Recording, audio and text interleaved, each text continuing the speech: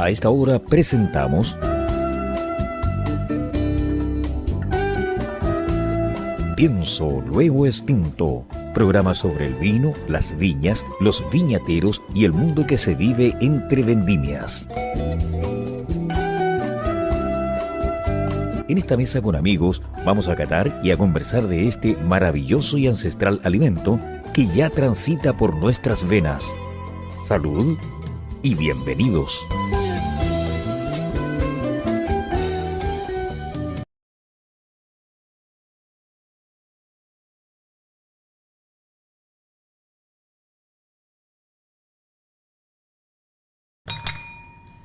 Wow. ¿Cómo están mis estimados nofiloyentes y telenófilos? Un placer.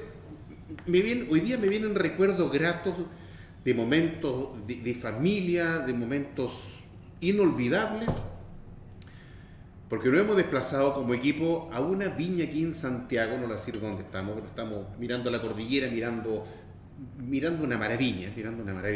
Usted nos está oyendo a través del 103.5 al dial de la frecuencia modulada y también online, www.ucbradio.cl. En este sábado 3 de junio, comenzando el mes de los vinos íconos. Exactamente, Maximiliano. Aprovecho de saludarte, ¿cómo estás, compadre? En un instante veníamos revolviendo en el Tocomocho ahí, conversando y planeando qué vamos a hacer hoy día. Muy buenas tardes a nuestros enófiloyentes y telenófilos. Estamos comenzando junio, que desde el año pasado hicimos un cambio para que fuera este mes de junio y que nuestro invitado de hoy pudiera estar presente. Hemos esperado un año para que esté en los micrófonos de Pienso Luego Extinto. Estamos hoy día con un gran vino, un vino señorial, sí, que a nuestro invitado lo va a presentar mi estimadísimo Peter McCrosty, que está a mi lado. Buenas tardes, Peter. Buenas tardes. Para mí un tremendo honor presentar acá a Michel Feyou.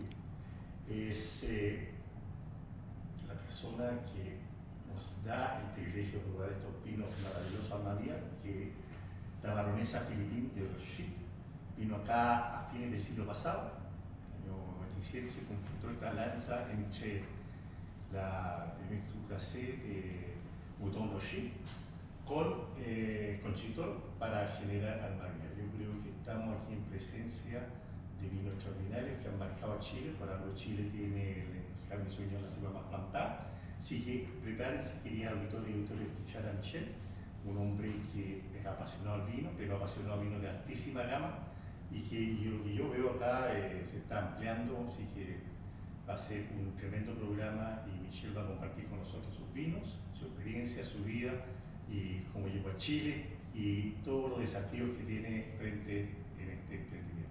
Bienvenido. Michel.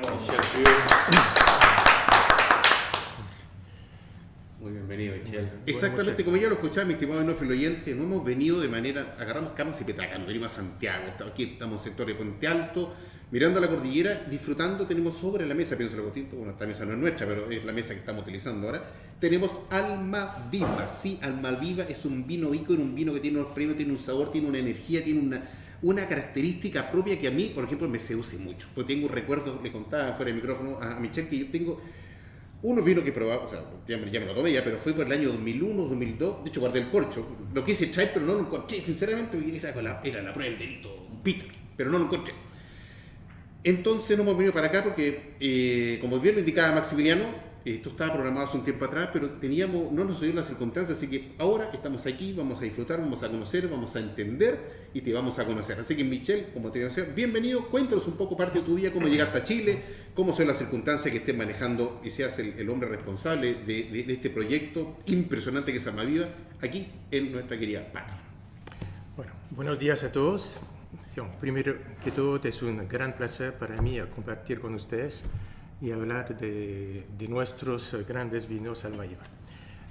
Bueno, personalmente llegué en Chile por la primera vez en 95, hace bastante tiempo, más de 28 años, por un periodo corto al principio, por 3-4 meses. Y finalmente tuve la posibilidad de volver del año siguiente, del 96, y desde esta fecha me quedé seguramente más tiempo de lo previsto al principio, pero obviamente es un periodo, digamos, muy importante de mi vida profesional porque, digamos, soy francés y empecé, me formé en Francia, en el sur de Francia, en Montpellier, y después de varias experiencias más cortas en el sur de Francia, en Bordeaux, tuve grandes oportunidades de trabajo en Chile. Empecé al principio en Viña Aquitania, de 95-96, cerca de aquí. Y luego pasé 9 años en Casa del Apóstol. Tuve la oportunidad de trabajar con grandes personas, con Alexandra Maniel Apóstol, con Michel Roland, en todas las líneas del Apóstol, y también pude participar de la creación del primer Clos Appeltat en esta época. Luego en 2004 me cambié a Barón Philippe de Rothschild Maipo Chile, en los vinos de marcas como Escudo Rojo, antes de llegar en junio 2007, es decir, hace exactamente 16 años, en Almaviva como gerente técnico tecnólogo. Y aquí estoy, 16 años después, con ustedes para hablar de nuestros vinos.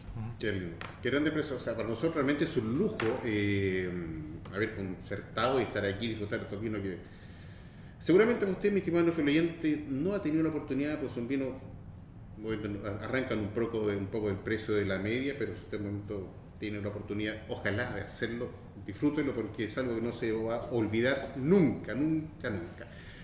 Michel, entonces, mira, le comento que tenemos tenemos EPO y tenemos Almaviva. Almaviva añada 2010, 2015 y 2020. ¿No podrías tú comentar un poco cuál es la diferencia, cuál es la gracia que tiene, que identifica, que une a estos vinos que vienen de este sector, de este sabor, de esta tierra, que le brinda esa característica tan propia que a veces otros vinos no logran obtenerla? Bueno, tenemos 3 cosechas distintas, pero obviamente están producidas sobre el mismo lugar, con la misma filosofía desde el principio. Estamos aquí ubicados en Puente Alto, que es uno de los mejores terroirs para producir Cabernet Sauvignon en Chile, muy cercano a la cordillera de los Andes, con esta influencia más fría que claramente genera condiciones excepcionales para producir grandes Cabernet Sauvignon. Por ser cerca de la cordillera, tenemos siempre algunos vientos más frescos al fin del día que vienen a moderar un poco las temperaturas del día y que generan también mucha diferencia de temperatura entre el día y la noche. Y eso hace que generalmente podemos considerar este terroir como un terroir tardío, con maduración lenta, y como no tenemos lluvia, generalmente desde el momento de la cosecha, podemos lograr algo que no es fácil lograr, es tal vez frescor y madurez en la misma copa. Almaviva no es solamente Cabernet Sauvignon, Almaviva es un asamblaje de cepajes bordoleses. Tiene también, entonces, en general tenemos 2/3 a 3/4 de Cabernet Sauvignon, tenemos 20-25% de Carmener, que es un cepaje bordolés, pero que hoy es mucho más importante en Chile que en el mismo Bordeaux. Y tenemos porcentaje chico de Cabernet Franc, Petit Verdot y algunos añadas de Merlot. Entonces, un asamblaje donde claramente la suavidad de los taninos de la Carmener con una acidez más baja viene viene moderar o viene redondear y suavizar la estructura del Cabernet Sauvignon para lograr una mezcla armoniosa con elegancia, fineza, madurez, pero también con un carácter casi cremoso, redondo, que lo hace muy placentera al paladar. Cada año es obviamente distinto por las condiciones climáticas que tenemos. Aquí tenemos 3 cosechas distintas que corresponden a 3 hitos un poco distintos para nosotros, que son la cosecha después de 15 años, después de 20 años y después de 25 años. 3 momentos para celebrar, diría. Pero también... Tiene razón, recién caí. Que la primera cosecha fue la cosecha 96, entonces con estas cosechas estamos también celebrando. Pero también son 3 condiciones climáticas distintas. 2010 fue un año mucho más fría, más fresca, muy tardía. Cosechamos casi 90% en el mes de mayo, que es muy tarde para... Sí, fue algo muy particular. Rendimientos muy bajos, entonces condiciones bien especiales. 2015 fue un año, diría, más equilibrada, más normal, más dentro de las líneas promedias, un poco más generosa también en producción, entonces distinta de la 2010 que fue más bajo en rendimientos, y 2020 fue un año de revés muy seco, de lo más seco que tuvimos, solamente 65 milímetros de lluvia, cuando en tiempo normal deberíamos tener 300 milímetros o 250 en los últimos años, pero sí, más que todo fue un año con temperaturas muy altas, entonces sequía, temperaturas altas, o sea, condiciones también extremas en nuestros 3 vinos. Entonces, a pesar de ser producida con condiciones distintas, que finalmente generan ciertas matices un poco distintas, se queda siempre una matriz atrás, un estilo que vuelve después en el vino. Exactamente. Esa es la matriz, es el estilo que caracteriza a Almaviva. Usted, imagínese cuando, es un ejemplo para que usted entienda, y todo para entender mejor. Usted aprende a andar en bicicleta una sola vez y no se lo olvida más. Usted prueba Almaviva una vez y no lo va a olvidar nunca. Van a pasar años y le van a acercar una copa, la va a sentir, esto ya está recepcionado por mi cerebro. Y lo reconoce. Don Peter, tú siempre nos has indicado que un buen vino de alta gama, un buen vino del el Cabernet Sauvignon siempre va acompañado por Carmener. Pues siempre es como un monólogo. El Cabernet Sauvignon es un monólogo que hay que condimentarlo. Sí, pero aquí pasa algo bien extraordinario. Mira, esta viña, Tombauchy, es una de las 5 viñas de Micasé en Francia. Que es, yo diría, la cuna del Cabernet. Sin embargo, yo diría, la Merlot siempre ocupa un lugar. En Francia usted tiene una estructura distinta, usan más Cabernet que en Chile, y eso quizás sería bueno que nos conversara. Aquí usted ocupa el Cabernet Sauvignon un año, que fue el año 2000, que llegó al 86%, después ha estado entre 60 y 70 todo el tiempo, y acompañado de las mismas cepas que ocupan en Francia, salvo la Carmener, que no la ocupan allá, ya ocupan la Merlot, la Petit Verdot, la Cabernet Franc, pero en Francia, en Pauillac, que es un sector tremendamente privilegiado, inclusive quería auditores que la Fitroche está al lado, son vecinos ahí en Pauillac, un lugar maravilloso.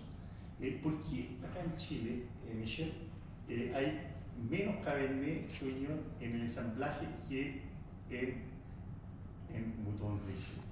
Bueno, ya llegan a 70, 80% casi todo el tiempo. Aquí yo tengo todos los años.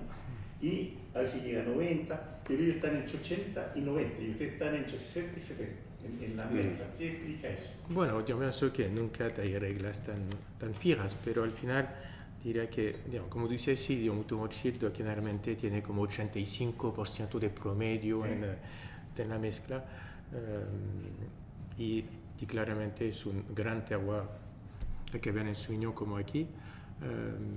Aquí pienso que es el juego de la mezcla. Yo pienso que muchas veces la gente mira los números. Nosotros cuando hacemos la mezcla no miramos los números.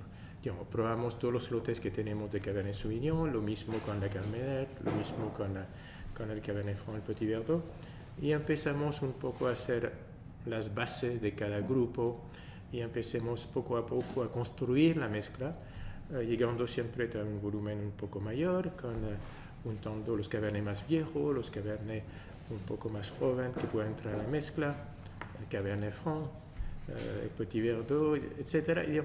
Y poco a poco vamos armando una base de gota que nos gusta bastante, con fruta, con complejidad, con estructura, pero obviamente que no falta después suavizar esta primera base de gota.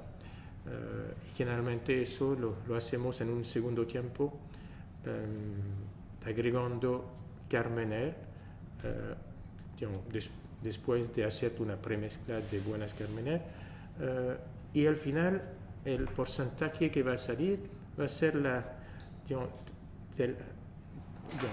del momento que encontramos la mejor mezcla que nos gusta, esta mezcla que permite llegar a algo más armonioso, más equilibrado, donde la Carmener viene a suavizar esos taninos más angulosos del Cabernet Sauvignon. Y además después, muchas veces, después de esta primera operación, agregamos el Petit Verdot que tiene también un poco más de estructura.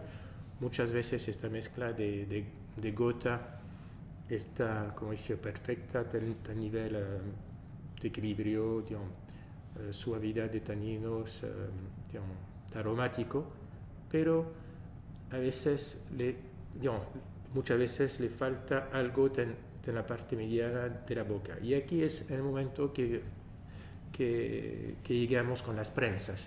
Y las prensas nos dan un poco lo que nos falta y terminamos finalmente logrando lo que queremos.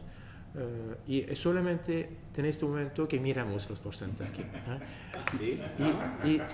Y globalmente este resultado más armonioso que corresponde a nuestro estilo se logra a través de la historia entre 19 y 25-26% de Carmener. Los últimos años fue más entre 20 y 23%. Va a depender un poco del año y de la calidad también de cada componente, ¿no? He hecho un paseo por estos vinos, recién lo he probado uno a uno. Yo no soy creyente, pero hoy día me confieso que voy a ser devoto tuyo. Estos vinos son maravillosos por sí, pero ya tener 3 vinos sobre la mesa, 3 vinos que los puedas degustar, te paseas. Me dio un salto cuántico cada 5 años. Una copa 2010, otra copa 2015, otra copa 2020. Avancé cada 5 años, estábamos jugando al ludo. Tiraba al lado, veía 5 años, avance 5 años. Estaba así avanzando. Qué maravilloso vino. Peter, ¿tú has tenido antes la oportunidad de degustar vino así, en este concepto, alma viva, tan generosamente? Sí, muy generosamente. Tan generosamente. Y tú tú eres un privilegiado, Peter. Pues ya, y después de la vendimia van los directores, los dueños a las viñas, pero en Puyac, en Francia, si tú eres enólogo de una viña local, tienes el derecho de ir a otras viñas y te van a catar los vinos. Entonces estos directores, obviamente no toman Rochard, ¿sí? Quedan muchos vinos de sobra, ¿no? Que no están. Y tuve la oportunidad de catar muchos vinos allá. Y yo creo que, sin lugar a dudas, Bordeaux es la cuna de estos vinos, como bien dices tú, ensamblados, una maravilla, una gente apasionada, un lugar hermoso. Yo diría que estos vinos tienen una estructura formidable, como bien dices tú, los chilenos siempre que nos diríamos un Cabernet solito, pero siempre tiene el Cabernet acompañado. Y aquí lo que me llama la atención, y quizás sería muy bueno para la gente que puso el Carmener acá como el vino emblema de Chile, yo me doy cuenta que aquí en Chile, más que ir acompañado con el Merlot, va acompañado con el Carmener. En Francia va acompañado con el Merlot, obviamente porque no hay Carmener todavía, ¿verdad? En la opinión tuya, ¿cómo ves tú el Carmener con el Merlot como el consorte del Cabernet Sauvignon? ¿Y qué le aporta cada uno frente a otro? Para que la autoridad auditora, muchas veces que yo hablo con gente de Chile, no, yo no tomo Carmener porque no me gusta. Quizás viene el resabio de los primeros Carmener, porque el Carmener es una cepa extraordinaria y como bien dices tú, va sola, pero va muy bien acompañada. ¿Qué piensas tú respecto al Merlot y el Carmener como consorte del Cabernet Sauvignon? Bueno, pienso que el Carmener, primero, es una uva que tiene digamos, acidez baja, que tiene tanino suave, que tiene digamos, mucho color, pero sabemos que también en condiciones de rendimientos más altos, en terroirs que no son apropiados, puede ser también bastante verdosos, ¿no?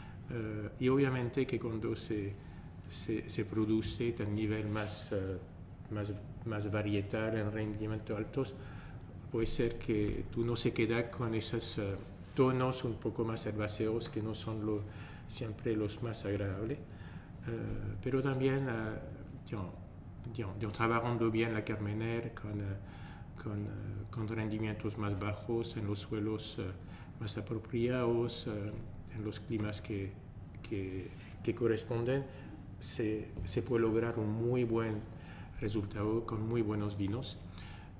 Y obviamente que este resultado de este nivel de calidad con esta sedosidad de taninos que se puede lograr en Carmener, no la logramos en Merlot en general en Chile, salvo excepciones muy especiales por las condiciones climáticas que tenemos, donde muchas veces tenemos mucho calor, temperaturas más altas, que hace que es fácil llegar a sobremadurez, a aromas más de confitura, o vinos que hasta a veces pueden ser un poco más tánicos de lo que se encuentra en los merlots de Bordeaux. Entonces, claramente, este lado suavizador del Cabernet Sauvignon en Chile se logra mucho más fácilmente con la Carmener o también con la Syrah, ¿no?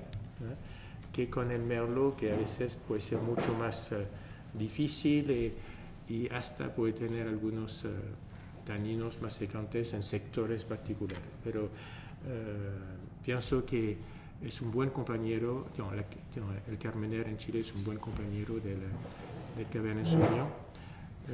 Y claramente si tenemos hoy día mucho más Carmener que en Francia, es que cuando llego, seguramente por error marcado como Merlot, encontró en Chile condiciones que le gustó bastante y que hizo que se volvió a plantar y que maduró mucho más fácilmente, porque uno de los problemas principalmente del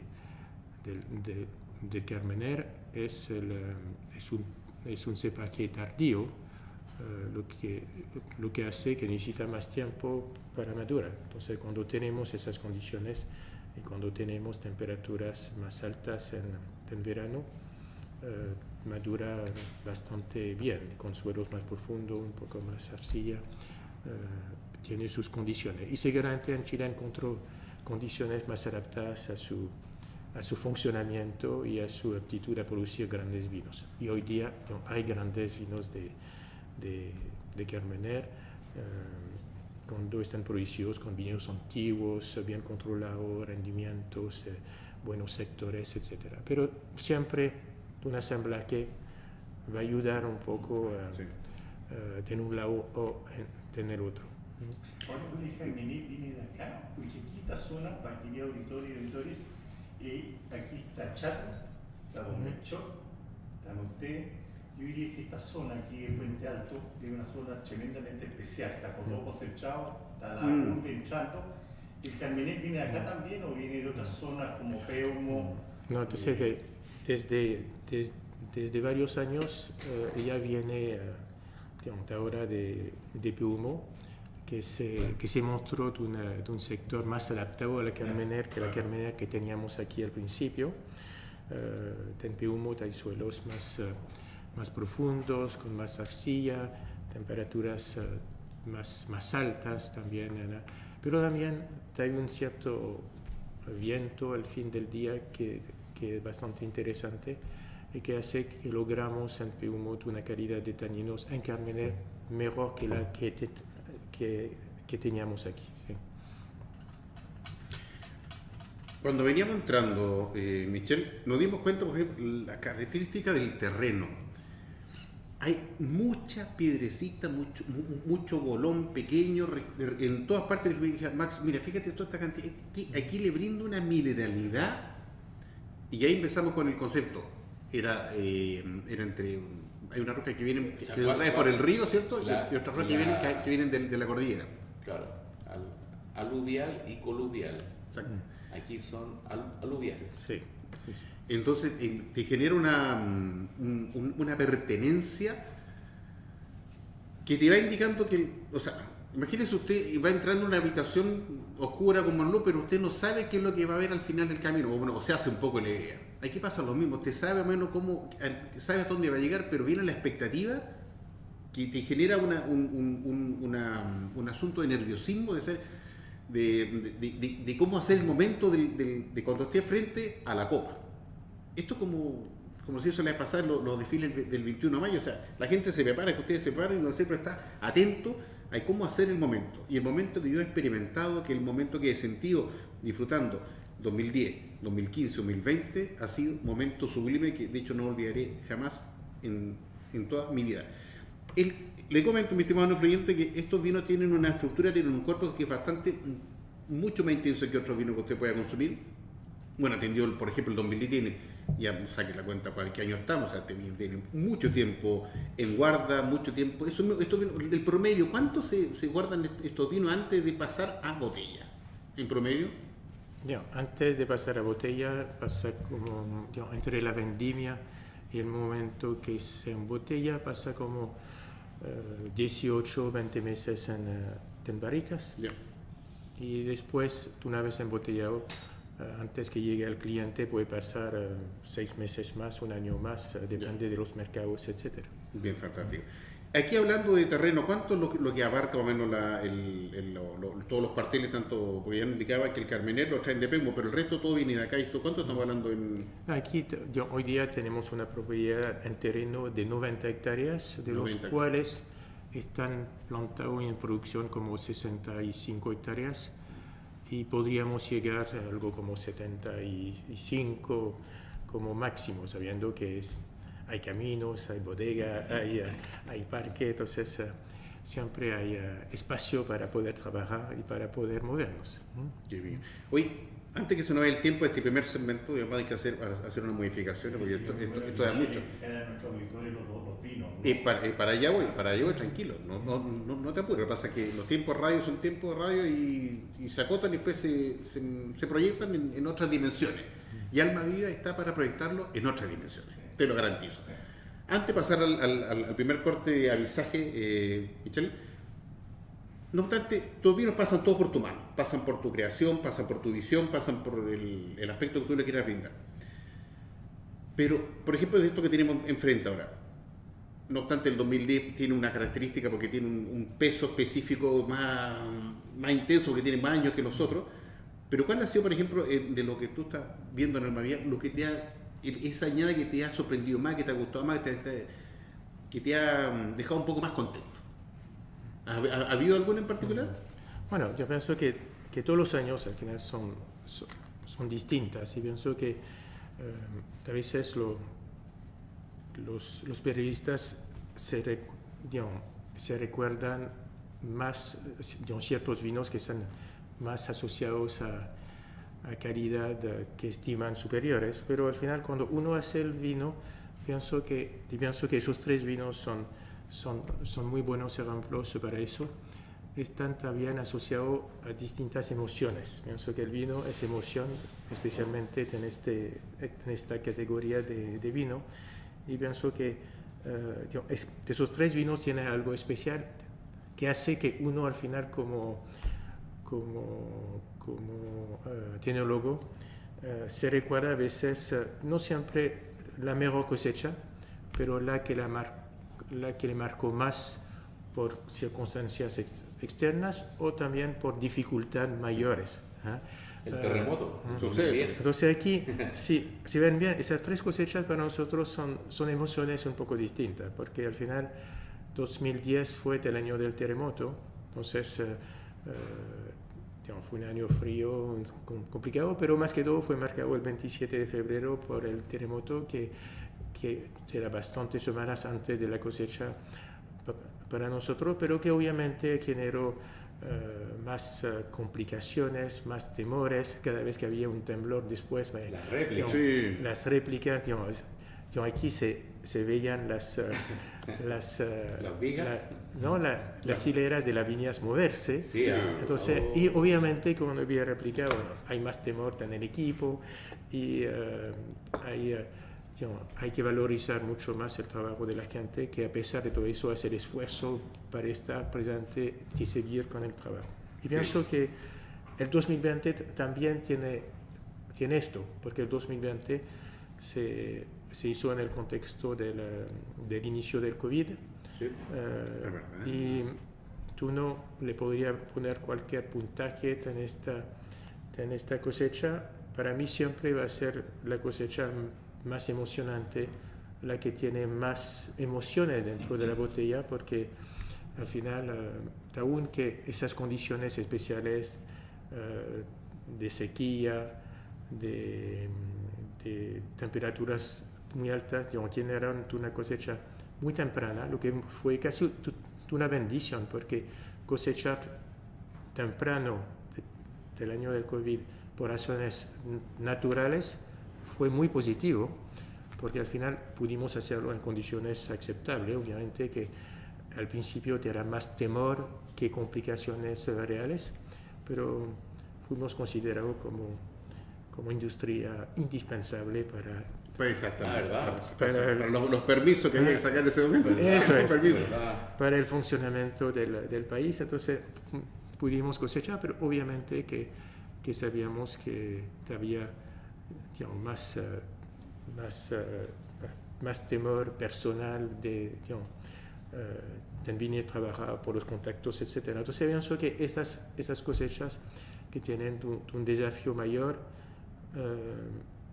nos dejan más recuerdos, y que a veces la cosecha perfecta, Claro. donde todo fue fácil y donde el resultado fue estupendo, que nos dejó como, por ejemplo, del 2015 fue un año muy equilibrado de forma natural. Fue una emoción particular porque fue la primera vez que recibimos 100 puntos con un periodista, que fue con James Suckling, y que además fue el vino del año para él este año. Entonces es una cosecha que fue más emocionante a este nivel, pero donde todos los parámetros técnicos, climáticos se juntaron para hacer algo grande, pero que seguramente fue más fácil que un año como 2016, donde hubo lluvia, donde fue complicado, un año del Niño, y donde partimos con un nivel de calidad más bajo, pero que supimos agrandar a través del tiempo el trabajo para hacer algo bien interesante y fresco. Entonces la noción de cómo decir, de sensación personal entre calidad del año está muy conectado con las emociones que no nos habitan cuando lo hicimos. Porque tampoco es un vino de una persona, es un vino de un gran equipo, de muchas personas, y al final es como se relacionan esas personas Se interpreta. que genera el éxito Eso mismo me parece perfecto. Vamos a hacer nuestra primera pausa de visaje. Usted nos está yendo a través del 103.5 al dial de la frecuencia modulada y también online www.ucbradio.cl. Vamos y volvemos. Si un vino tuviera que elegir una copa, esta sería Riedel. ¿Sabías que el vino cambia dependiendo de la copa que lo contiene? Si te consideras un amante del vino, te invitamos a conocer la experiencia de usar las copas Riedel, desarrolladas específicamente para cada cepa. Tomar un vino en una copa Riedel es una vivencia diferente. Conócelas.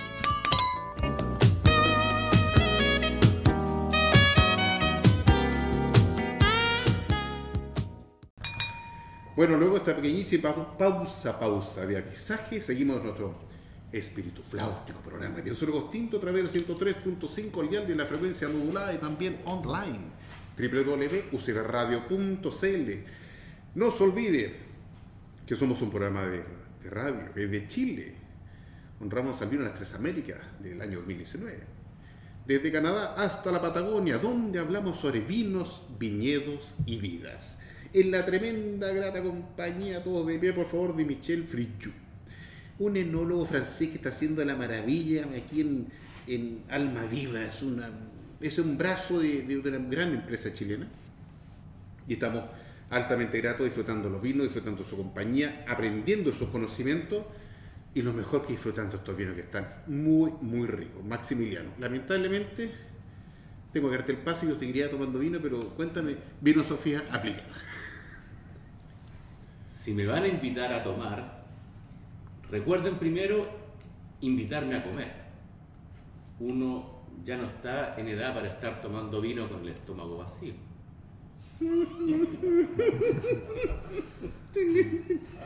Te no apuntás y ni lo toques.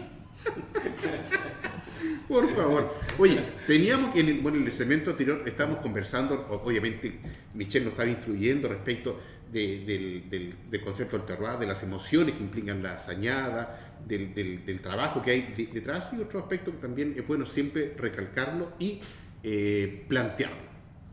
¿Tú le querías consultar algo, Peter? ¿Algo genérico? ¿O quién está? Tú, Maximiliano, dime por favor. Yo le tengo. Pero espera. Auditoras, televidentes, que se junten y que prueben este vino, ¿verdad? Yo sé que es un vino que no es de un precio que uno no puede comprar fácilmente, pero si se juntan 5 o 7 personas, tú puedes apreciar lo que se está haciendo aquí en Almaviva, ¿verdad? Y comparar y conversar 3 o 4 horas. Entonces, son vinos extraordinarios que de las catas tenemos del año 2020 a 2010, pero cómo va evolucionando el primario a terciario forma, es un vino extraordinario. Entonces se juntan 10 personas o 5 personas, compran una botella o 2 botellas y tienen un placer maravilloso. Fantástico. Gracias, Peter. Maximiliano, cuéntame, ¿qué me querías consultar? No a mí, sino que sí. Indicar a... No, me gustó mucho la forma en que Michel habla de estas creaciones y de las emociones que entregan. A mí me toca mucho la cosecha 2010 porque aparte del mega terremoto y maremoto que ocurrió frente a la Casa Faro allá en la séptima región, fue el año en que falleció mi madre. Entonces para mí cualquier vino del año 2010 es muy, muy especial. Muchas gracias, Maximiliano, por esa...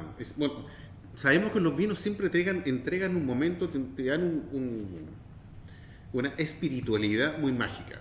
Porque, dicho, obviamente el vino no se lo toma uno solo, se lo toma con la amistad, con los familiares, con un tío, no sé, llámale asado, no sé. Y ese recuerdo va a quedar plasmado en tu cabeza, en tu memoria, te vas a recordar a la siguiente, ¿te acuerdas cuando nos juntamos con el tío que ahora ya no está y nos tomamos el vino?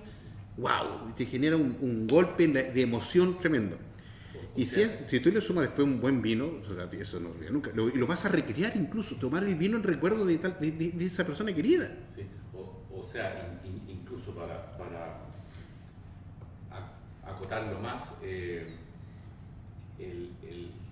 maremoto destruyó el pueblo de Curanipe y eso fue en febrero, y mi madre falleció en julio, entonces yo ahí después andaba prácticamente funcionando con piloto automático, pero a mí cualquier vino, en especial cosecha 2010, es muy importante. Bien.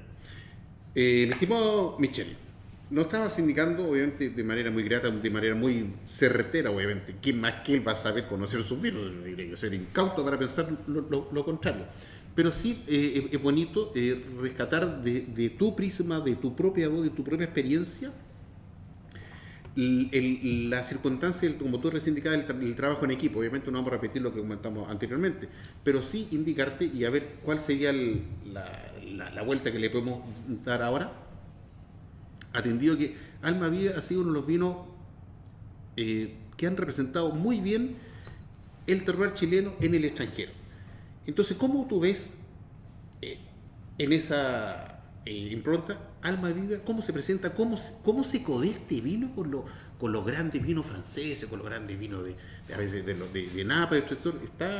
Estamos en condiciones de pegarle un knockout a los muchachos afuera, ¿no? Bueno, claramente al principio no ha sido fácil, porque al final el primer freno al principio seguramente no era la calidad del vino, pero era el hecho que era un vino chileno. Sí.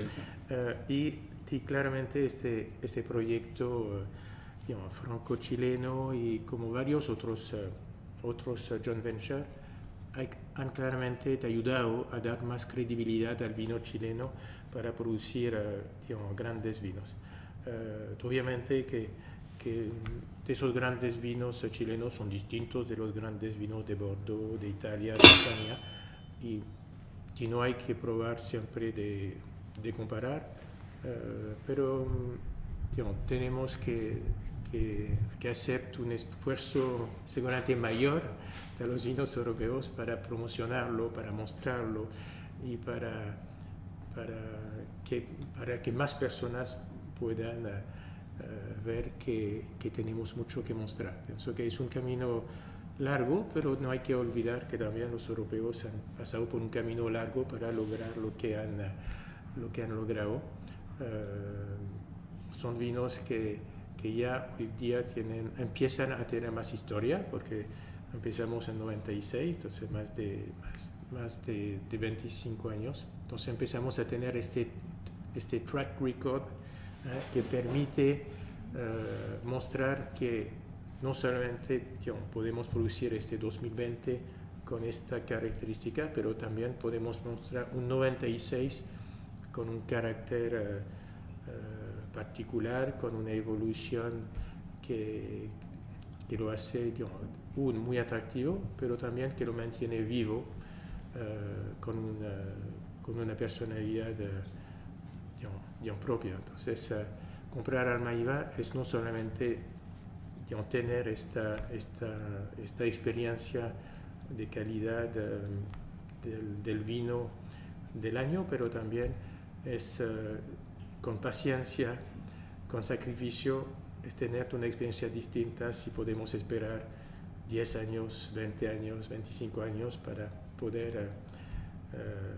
poder abrir esas botellas más antiguas. Totalmente. Yo estoy fascinado, disfrutando Alma Viva, recordando.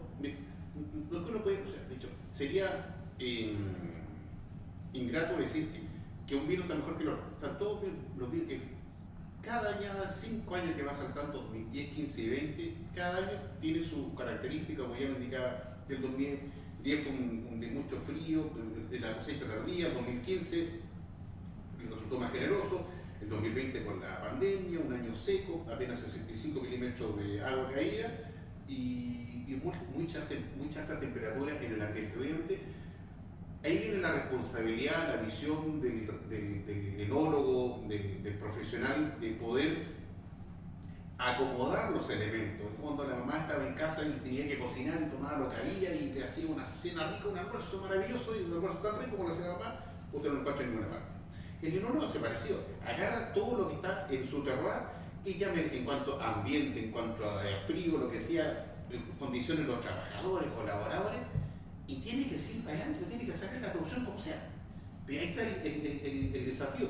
¿Y por qué te hacía la pregunta recién de cómo están los vinos chilenos en el extranjero? ¿Cómo se plantean? ¿Se pueden estar? O sea, yo sé que están avanzando bien. ¿Y por qué?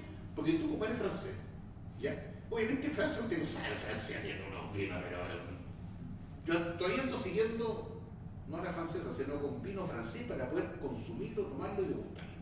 Entonces yo creo que en el inconsciente tuyo hay algo que trajiste y que lo estás planteando acá, lo estás tratando de interpretar a la Francia chilena, a la manera como el terroir chileno te recibe a ti con tu forma de ver el planeta. Y eso se nota en los vinos que tenemos encima. Porque si no fuese así, habría que yo no creo, a lo mejor tú pintas todos los vinos que son de la Europa, ¿cierto? Esto es tan parecido, me puedes indicar tú, ¿o no? Pero yo creo que Michel, yo creo que a Chile tener gente como tú, que ya no es un fine winemaker, es una persona que viene acá y conoce profundamente el terroir, la viticultura, todo, y te permite hacer estos vinos tan extraordinarios. Yo creo que Chile está muy agradecido para gente como ti, que está impulsando estos vinos a niveles muy superiores. Yo creo que son estilos distintos. Yo creo que obviamente Bordeaux es una cosa de clase insuperable. Pero estos vinos son maravillosos, van evolucionando lentamente, y a mí me gustaría que tú compartieras con nuestros queridos auditores tus emociones, cómo ves cada añada que te llama la atención. Pero yo lo que veo que los colores evolucionan lentamente, son súper profundos, se mantiene una cierta tipicidad muy marcada, mucha intensidad en la nariz, una evolución a terciario muy maravillosa, pero lenta. Entonces yo, como chileno, te agradezco profundamente que te hayas venido para acá, que te hayas quedado 16 años y que vayas profundizando y que lleves a Chile, por primera vez, ¿verdad?, a vinos de 100 puntos. Así que un tremendo orgullo para mí estar sentado en esta mesa contigo y que nos compartas tu emoción en los vinos sin entrar en cosas para que, queridos auditores, yo le digo, y auditores, hagan, júntense y prueben estos vinos y van a ver la máxima belleza de lo que vivido en Chile. Me has dicho por francés. Merci, muchas gracias. Sí. Bueno, algunas palabras un poco más sobre las tres cosechas que probamos. Ya hablamos bastante sobre las condiciones climáticas asociadas a cada año, de las emociones particulares más externas de la cosecha, pero sí algunas palabras más sobre cómo nos encontramos con esos vinos a la fecha de hoy. Por ejemplo, el 2020, que obviamente que es el más joven del grupo, está hoy día más sobre un poco más la concentración, la potencia, un color bien marcado. Se ve que fue un año más cálido. Es un año que se va a volver más complejo y más redondo a través del tiempo, pero que obviamente hoy día expresa todo el carácter del terroir, pero con mucha intensidad, por ser un poco más joven. Después, cuando pasamos a la cosecha 2015, que fue un año bien equilibrado, no tan fría, no tan cálida, y con bayas de un poco más grande, lo que hace que la relación entre la piel y el jugo es un poco distinta. Tenemos un poco más jugosidad, puede ser un poco más, menos concentración, buena densidad, pero con un vino que es muy bien equilibrado, con notas que puede ser un poco más florales, un poco de violeta, que no siempre tenemos. Pienso que muchas veces estamos más sobre la fruta, los frutos negros, rojos, más el cassis, la frambuesa. En 2015 tenemos esas notas un poco más florales, que lo hace un poco distinto, bien atractivo. Un vino que todavía está bien joven, pero que tiene una suavidad de taninos que muestra que ya el tiempo en botella jugó un rol importante. Y finalmente, del 2010, que es un año más frío, Entonces se siente que una profundidad de nariz, una fruta que al principio era más fresca, pero obviamente una complejidad, una evolución con aromas distintos y con ¿cómo decir? Un carácter más de un año más frío, con más tensión, no tanto sobre la potencia o la concentración que el 2020, pero sí también tenemos taninos presentes porque 2010 fue un año de muy bajos rendimientos, lo que significa que tenemos bayas muy chicas que concentran un poco más el vino. Aún me sigue sorprendiendo que dijiste que el año 2010 cosecharon en mayo. Sí, O sea, eso a mí en mayo porque el año era mucho más fresca, mucho más frío, y lo que pasó también después del terremoto, que muchas veces las temperaturas empiezan a bajar después del 15 de marzo, principio de abril. Pero aquí, justo después del terremoto, las temperaturas han bajado de forma más importante y se mantuvieron más bajas. Tuvo un cambio climático que ya estábamos atrasados, pero también lo hizo aún más lento el proceso de maduración. Y da al final un carácter un poco distinto del vino. Pienso que los taninos antes eran un poco más presentes, pero después de 13 años, claramente el tiempo hizo su trabajo y suavizó esos taninos que eran un poco más verticales al principio. Entonces, Bueno, cuando usted escuche, mi estimado oyente, que le hablan de taninos, tenga presente que es esa. Todo vino tinto, o sea, todo el vino viene de la uva. La uva se prensa de lo que sale del líquido, la mayor prensa sale blanco, y pasa en el tinto, ese mismo líquido se usa con la capita, con la cobertura, con la ropa que tiene la uva, o sea, con la piel, exactamente. Muy bien, muy bien, con la piel. No, yo quería de Vittorio. Los taninos, cada uno una persona distinta, cada uno tiene emociones distintas, los vinos son emociones y historias. Yo por lo menos los taninos los percibo muy bien en la encía, me seca, me consume la saliva, me seca, y si los taninos son muy fuertes, no me da una sensación agradable. Los taninos son finos, de tal manera que usted se pasea el vino por la encía y va a ver la sequedad. Lo tomó y sigue consumiendo saliva. Pero cuando uno toma un vino, no analiza, este vino tiene cierta acidez, la acidez le provoca salivar, no saliva, y el tanino le seca la boca. De tal manera que usted, cuando toma un vino bueno, pasee los vinos por la boca y lo va a comprender en su dimensión total. Y este vino es extraordinario. Este vino, a mí, lo que veo acá es la evolución maravillosa, cuando el vino parte con puros primarios, que son los vinos, los aromas que vienen de la uva, ¿verdad? Y la fermentación de la uva, pero pasa por secundario. Este vino creo que se guardó en barricas nuevas, ¿verdad? Sí, en general estamos entre 70 y 80% claro, de barricas nuevas. nuevas. Es un vino muy potente, para que le haga fuerza a una madera nueva tiene que ser un vino muy bueno, porque si no queda tapado madera. Pero después, lentamente, el primario incorpora los secundarios, que es la madera, y después se va a terciario. Entonces usted es la persona que le agrada el vino. Este vino es tremendamente agradable, y aquí está muy complejo, y hoy día el año va evolucionando lentamente, pero sigue muy vivo, los taninos siguen vivos, la acidez tiene una estructura salvaje este vino. Por eso que son 100 puntos. Felicitaciones. 100 puntos en 2015. 100 puntos en 2015. Sí, pero ya, es que yo me sacaba 7, nunca llegué a un 8. Llegó el momento, mis estimados copanelistas e invitados, principalmente invitados, el momento de la canción. Así que, mi estimado Michel Fridiu, ¿cuál sería tu canción predilecta para esta tarde de sábado? Bueno, pienso que para acompañar un poco esta suavidad de taninos, está un poco, este lado casi cremoso, pero pienso que The Girl of Ipanema, de lo que conversamos recién. sí, de Antonio Carlos Jobim, de Frank Sinatra, pienso que podría calzar muy bien con este vino muy armonioso.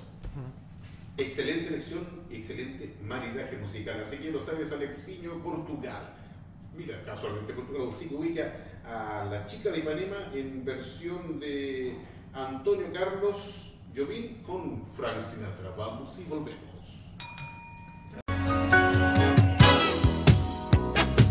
Si un vino tuviera que elegir una copa, esta sería Riedel. ¿Sabías que el vino cambia dependiendo de la copa que lo contiene? Si te consideras un amante del vino, te invitamos a conocer la experiencia de usar las copas Riedel, desarrolladas específicamente para cada cepa. Tomar un vino en una copa Riedel es una vivencia diferente. Conócelas.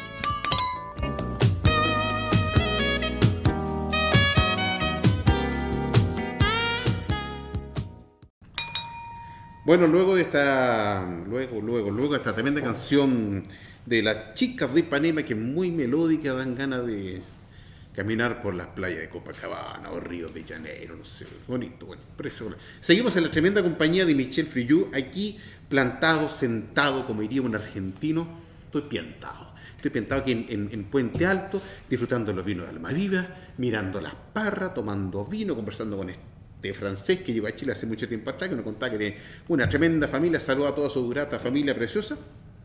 Y uno toma un poco, cuando toma un vino entretenido, un vino rico, un vino agradable, se pone más poético, se pone más encantador, se pone un caballero. Yo pocas veces en mi vida he sido caballero, pero hoy día creo que estoy comportándome como tal. Usted nos está yendo a través del 103.5 al dial de la frecuencia modulada y también online, www.ucbradio.cl. Sábado 3 de junio comenzando el mes de los vinos íconos. Maximiliano, cuéntame si tenemos alguna feria dando vuelta para aquí y para allá. Sí, hay una nueva entidad que se llama Wine Club Fest, que justamente hoy día es su segundo evento, pero como es hasta la medianoche todavía pueden ir, arrancarse para allá, en Viña del Mar, en restaurante Casa Mar, ubicado en 3 Norte 428, y volvemos a estimularlos para que vayan a la Fiesta Nacional del Pisco, que es hoy día y mañana. Sí, señor, ahí en la plaza Gabriela Mistral de Vicuña. Vicuñas. Mañana, domingo, todo el día, la Fiesta Nacional del Pisco. Qué bueno, que ayer estaba haciendo una previa, conversando con Urcón, que más me acuerdo. Peter, cuéntame. Mira, cursos tuyos. Los cursos Wine Expert los tengo cerrados, agotados. Tengo unos para junio que los pueden ver en Mastering Wine. Bien. Yo le diría a mis queridos auditores que vayan a Mendoza. Ya, ¿para qué? ¿Para que se traigan qué, Peter? Para tomar manteca de tajo. Por favor, y para Peter. ver, mira, yo creo, Michel, lo que tú estás haciendo es lo que hacen en Mendoza. Las personas que son enólogos, viticultores, están 20 años en la viña, 25 años en la viña y profundizan. No, es una maravilla Mendoza, quería Mendoza. Qué bien. Ahora sí, nos quedan poquitos minutos. Michelle, así cuéntanos a la gente dónde lo encuentra, si pueden acaso venir para acá. Quiero escucharlo de tu propia voz. Bueno, actualmente estamos en un periodo un poco más complicado porque estamos haciendo ampliaciones en la viña, muchos trabajos, muchas máquinas, grúas, un poco de todo, por una parte para poder ampliar la capacidad un poco productiva de la viña, pero por otra parte importante también para mejorar nuestras infraestructuras para recibir visitas y más que todo para poder ofrecer una experiencia aún mejor a los visitantes. Entonces todavía no está listo, pero los invitamos a venir el próximo año, en 2024, cuando estará todo listo. Fantástico. Esté pendiente usted de la página internet, Instagram de aquí Almaviva, ¿ya? Igualmente cuando sea oportuno le van a indicar, y obviamente nosotros también vamos a colaborar y también vamos a indicarle que puede venir para acá, le vamos a dar los horarios, cuáles son los precios, con quién tiene que conversar, y si usted menciona que viene parte de nuestra, A lo mejor quizás le hacen alguna atención, no tengo idea. Bueno, solamente voy a tener que dar por cerrado para radio, le digo, y vamos a pasar a formato podcast. Una vez más, el podcast nos va a salvar, así que solamente ahora le digo, levantemos nuestra copa, nos despedimos. Hasta la próxima semana, cuídense mucho, campanita por aquí y bye bye. Bien. Me decía... Bueno, mi estimado enófilo oyente y telenófilo, el formato podcast siempre es una gran ayuda porque podemos seguir conversando, poder seguir tomando vino, poder seguir riéndonos, inclusive a veces llorando. Así es. Seguimos, no sé en qué momento de la vida usted estará escuchando esto, pero el programa original era para el día sábado 3 de junio. Les recuerdo que estamos en el mes de los vinos íconos. Y don Peter, fuera de micrófono, tú querías hacer una pregunta muy relevante a Michel. Sí, muy relevante. Yo creo que muchos de nosotros vamos a cata vertical. Aquí estamos en una cata vertical del 2020, 2015 y 2010. Michel, ¿qué es lo que querían buscar nuestros auditores y auditores en una cata vertical? ¿Qué querían buscar en el vino y cómo apreciar un vino más joven y uno más años y más años? Bueno, hay dos factores aquí. Uno es la diferencia que vamos a ver en función de las condiciones climáticas del año, porque al final es la gracia de esos grandes vinos es expresar de una forma distinta las características climáticas del año. Entonces esto sí se va a ver en una degustación vertical donde claramente los años más cálidos se va a sentir un vino un poco más solar, más concentrado, con más cuerpo, y los años más fríos, seguramente con más tensión, con más frescor, puede ser a veces un poco menos liviano, más liviano. Entonces, hay por un lado unas diferencias que se explican por esas diferencias del clima del año, y por otro lado, obviamente que el vino en la botella, a través del tiempo, tiene su propia evolución que hace que los taninos se suavizan, que se hace que el color cambia de matices, de algo más rojo, profundo, violeta, hacia algo que empieza a poner notas un poco más de tejas, naranja, etc. Pero también aparecen aromas más complejos, más sofisticados, más especiados, que no tenemos al principio, donde vamos a estar más sobre la fruta o aromas de torrefacción que vienen más de las barricas nuevas. Entonces, claramente hay algunos aromas que nos va a costar encontrar al principio, pero que sí vamos a encontrar después, y va a ser un descubrimiento, una aventura nueva cuando tenemos esta posibilidad. No todos los vinos ofrecen esta experiencia, algunos sí te envejecen bien, y más que todo lo que los hace grande es esta capacidad a poder envejecer bien y a ofrecer una aventura distinta, de un buque distinto después de 5, 10, 20 años. Y hay otros que claramente está mejor tomar cuando son jóvenes, porque van a expresar lo mejor de sí al principio y no necesariamente más tarde. Y es correcto estimular en nuestros enófilos oyentes que cuando asistan a una cata vertical diga cuál fue su cosecha preferida. Sí, yo pienso que cada uno tiene gusto distinto.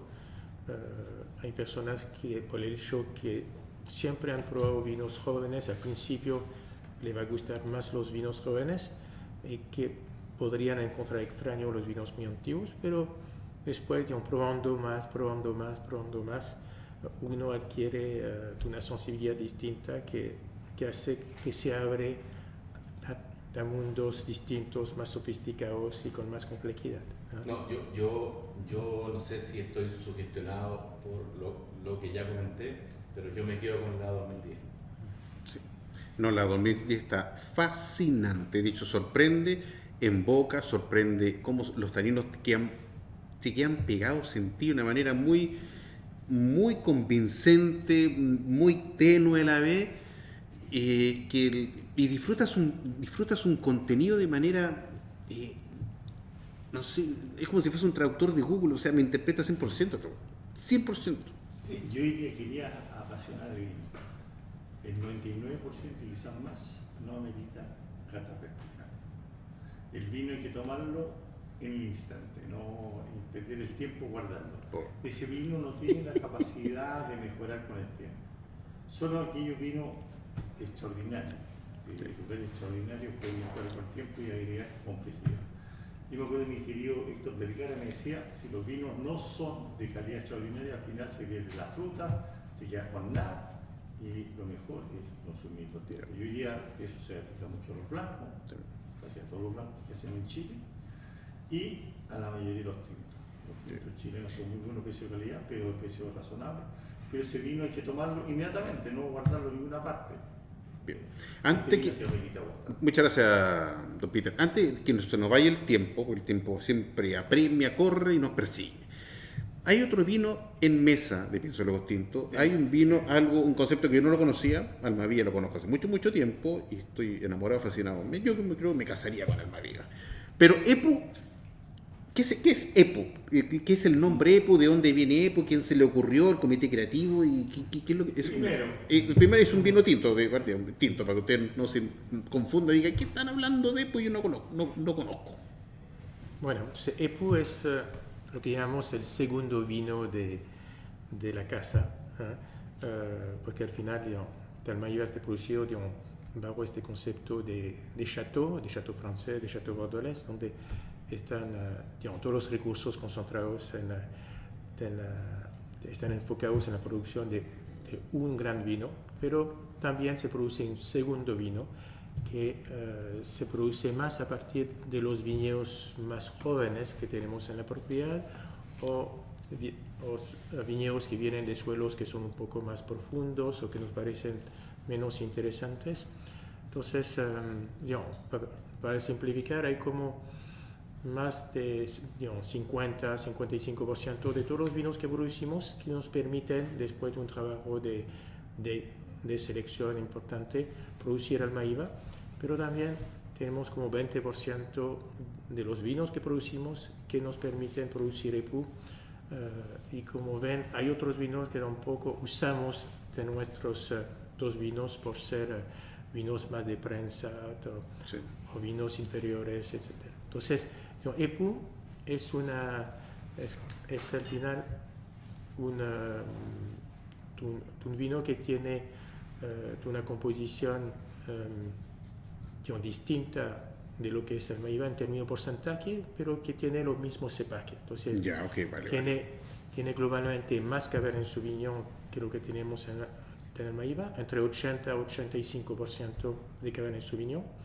Tiene menos Carmener, entre 10 y 15%, y algunos porcentajes de Merlot y Cabernet Franc. Entonces, es un vino que, por tener más uvas de viñedos más jóvenes, obviamente que no va a tener el mismo nivel de concentración, de complejidad que vamos a tener en Almaviva, pero que sí va a tener un carácter, una calidad de taninos que de todas formas muestra dónde estamos en Puente Alto, y que tiene esta suavidad de taninos muy particular al terroir de Puente Alto. Entonces es claramente el vino perfecto para empezar y entrar de una forma distinta en el mundo exclusivo de Almaviva. Qué bien, qué bien. La primera añada de este concepto Epu, que son las parras más jóvenes que no tienen esa vigorosidad, esa potencia para poder hacer Almaviva. ¿La primera añada 2019 o empezaron antes? No, al final, ¿dónde quiero llegar yo? Si empezaron a hacer este concepto de Epu en un momento, ¿dónde terminaba ese vino antes o no estaba en esa parra antes? O sea, ¿fue un momento que justo coincidió?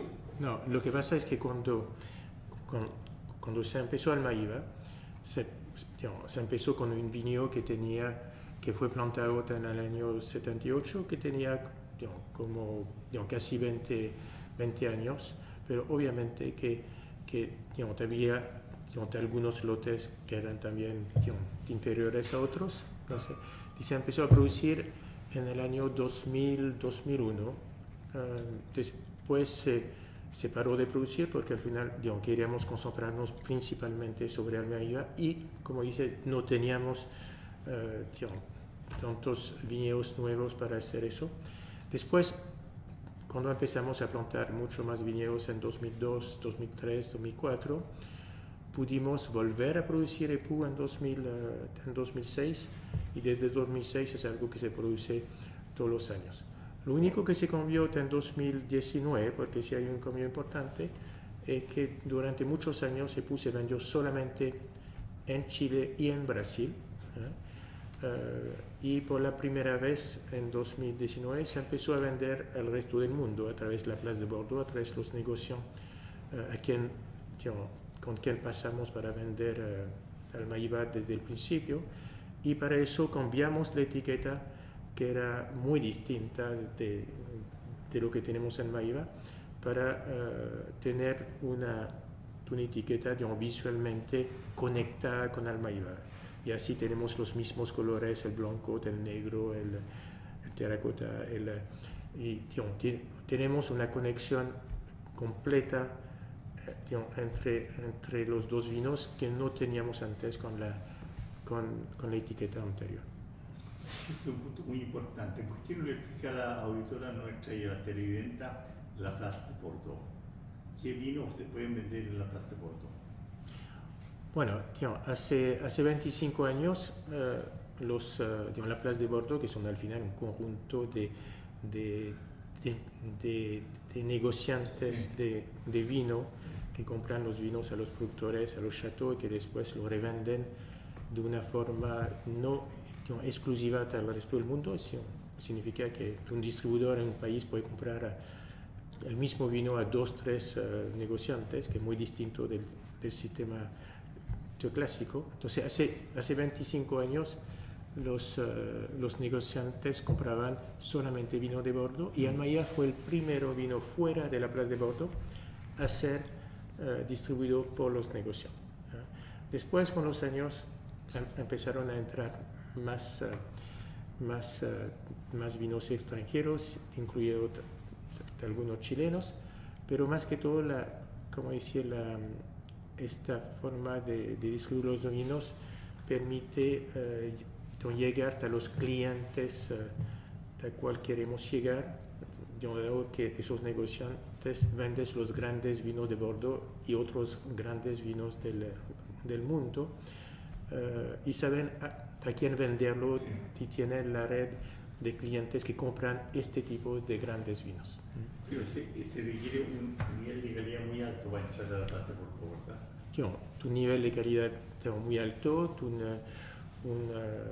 una experiencia y cosechas antiguas también alto, un trabajo de la misma viña importante, y una imagen que siempre vamos trabajando, cuidando para que sea una gran experiencia. Qué lindo, qué bonito. Oye, disculpe que me vaya un poco de un concepto, pero me fijé en algo especial. Tengo dos copas enfrente mío en este momento.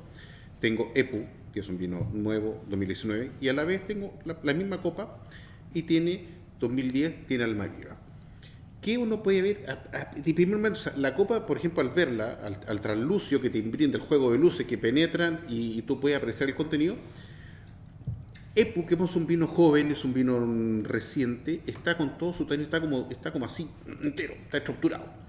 En cambio, el 2010 empieza un degradé. Entonces, en el borde superior del que el líquido ya termina su presencia y empieza la parte del aire, se nota el degradé del contenido que se empieza a disipar, o sea, me queda una tipo de aureola, una cápsula media translúcida, que ya te indica que el vino tiene un tiempo mayor, y si lo compara con las otras copas que están al lado, es lo mismo. Se ha dicho, el 2020 está parecido al 19, pero este está un poco más intenso. Pero es bueno hacer esos juegos visuales, porque ya te dan que hoy esta cosa se nota entretenida. Eso nomás les quería indicar. Por mi parte me voy, así cuídense mucho. Bueno, yo nunca hay que olvidar que la parte visual es el primer contacto del consumidor con el vino, entonces es siempre importante. Sí. Oye, disculpe, te voy a hacer una consulta que se me... A veces les consultamos a los enólogos que hacen diferentes vinos, y un día tú lo preguntas, disculpa que te apunte con el dedo del lago, pero ¿qué vino, aparte del que tú produces, ya, que no sé, pero que este vino es muy rico, pero ¿qué otros vinos también, por ejemplo, te tomas en tu casa, en un domingo así con la familia? Obviamente lo tomas en el Navidad. El de Pilsen. Sí, no sé si mencionan marca, pero bueno, que han estado tantas marcas, tanto en presente, que somos una gran familia. Deberíamos retomar una pregunta que hacíamos durante el año 2021. ¿Qué vino que no sea Almaviva te gusta tomar? Exactamente. Sí. Muy bien, Maximiliano. Gracias, ¿Cómo Maximiliano. tomarías? Yo pienso que al final, cuando uno le gusta el vino, más que tomar siempre tal o tal vino, lo que le gusta es tomar vinos distintos, vinos de lugares distintos, de países distintos, blancos, tintos, rosados. Entonces, pienso que lo más triste es tomar siempre del mismo vino. Sí. ¿Y Tata? ¿Cómo está Tata? ¿Mm? ¿Y Tata? También. ¿Cierto? Yo pienso que hay vinos interesantes y a veces no hay que solamente ver hay un punto importante en el vino que a veces no mencionamos suficiente, más que el aspecto solamente de una calidad, concentración, es el carácter.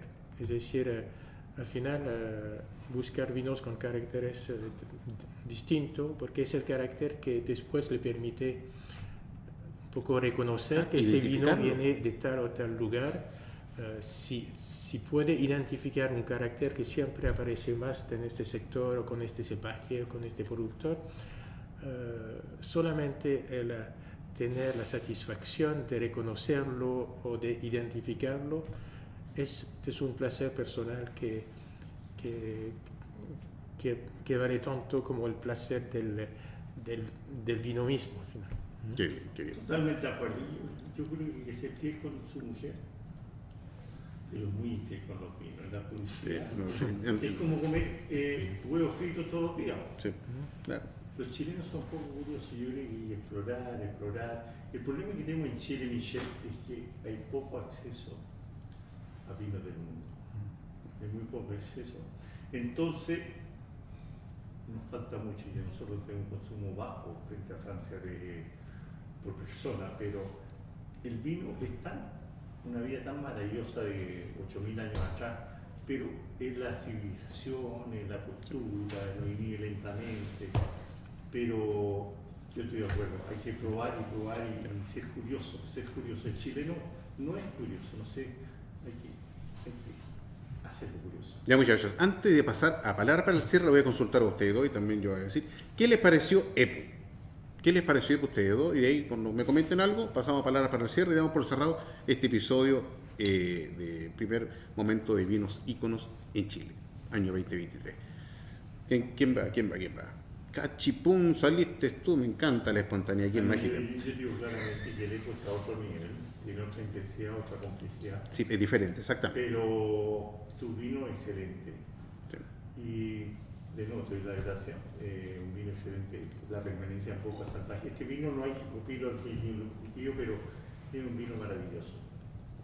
Pero partan por EPU. Sí. Mira, EPU a mí no lo conocía, lo estoy probando recién, me estoy integrando a la armonía que te va brindando. Me salió bonito. Pero obviamente los taninos están un poco más intensos, te hace salivar levemente, esto es agradable. Lo que sí me dio, llevamos harto tiempo el vino contenido en la copa, dicho, ni lo pesqué durante todo el momento que estábamos viendo Almaviva. Estaba ahí expectando, aquí todo, hacía señas, y cuando lo tomé, me dio unos aromas frutales, pero muy frescos. O sea, wow, esto está fresco, esto está reciente, ¿me entendí? Y en boca ya empieza otro juego distinto. Empieza otro juego donde empieza a sentir, la cabeza empieza, no que te da vuelta, pero empieza a reaccionar. El vino es mucho más fácil de tomar. Sin lugar a Sí, dudas.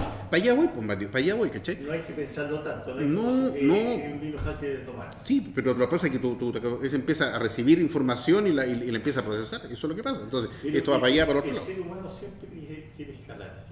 Y por eso, bueno, aquí empezamos al revés, empezamos con Almaviva, empezamos con él, pero lo que pasa es que el concepto era distinto, porque Almaviva había que darle mucho tiempo. Mira, para aquella gente que viaja poco en bicis, soy uno, si tienes bicis la clase económica es un desastre.